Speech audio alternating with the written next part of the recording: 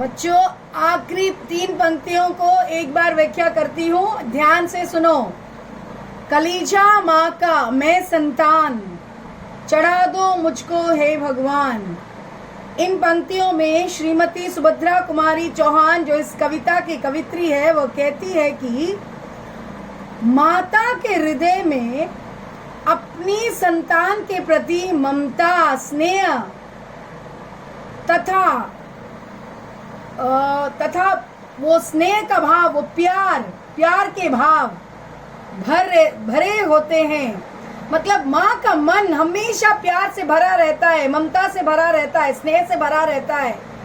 माँ के हृदय की ये विशेषता होती है कि वो अपने बच्चों के दोषों को क्षमा कर दे या भूल जाए। बच्चे हमेशा दोष करते रहते हैं, उन छोटी छोटी बातों को भूल देना ही अच्छा होता है।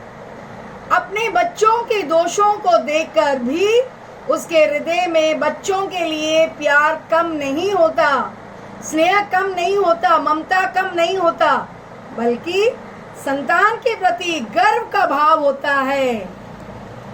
मातृवेदी मतलब मातृभूमि पर पुकार हुआ है, इसीलिए क्योंकि कवित्री अपना बलिदान देना चाहती है।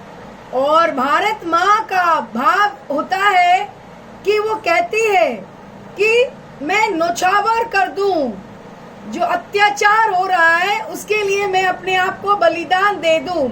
भारत माता को पराधीनता से मुक्त कराना चाहती हूँ। कवित्री की इच्छा यह है कि मातृवेदी, मातृ मंदिर या मातृभूमि पर कभी अत्याचार नहीं होने देगी।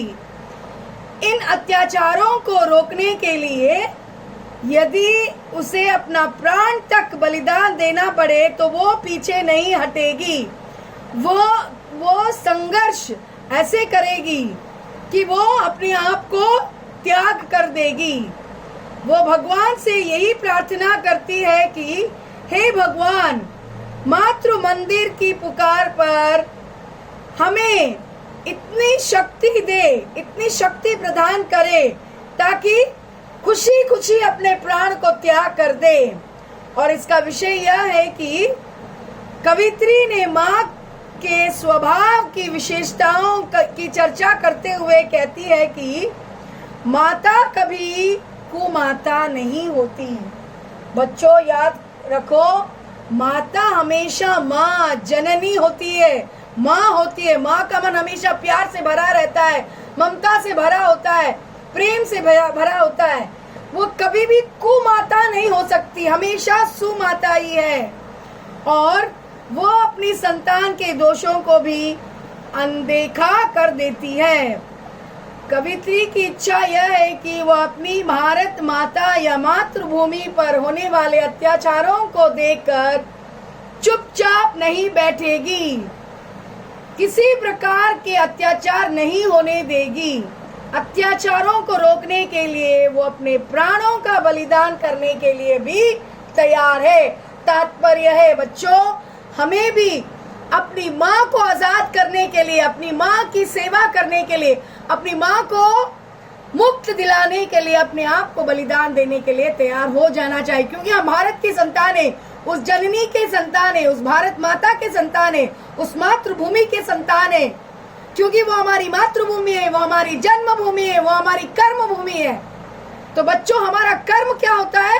अपनी माँ के लिए अपना प्राण त्याग करना, बलिदान करना, नौछावर करना, ताकि हमारी माँ जो पराधीन है, जो जंजीरों में जकड़ी हुई है, उसे मुक्त दिलाए, उसे आजाद दिलाए, उसे स्वतंत्रता की, आजादी की हवा उड़ाए, है कि नहीं? उनको उस खुशी देना चाहिए। समझ में आए बच्चों? तो इसका विषय क्या है? हमें क्या करना चाहिए? जो कठिनाइयां हमारी सामने आएंगी, हम उसे क्या ताकत से लड़ेंगे और आसानियों का डट कर सामना करेंगे और हमारे देश को स्वतंत्र दिलाएंगे। अपनी माँ को स्वतंत्रता से, खुशियों से भर देंगे, उनकी झोली में यही तोहफा डालेंगे। ठीक है बच्चों?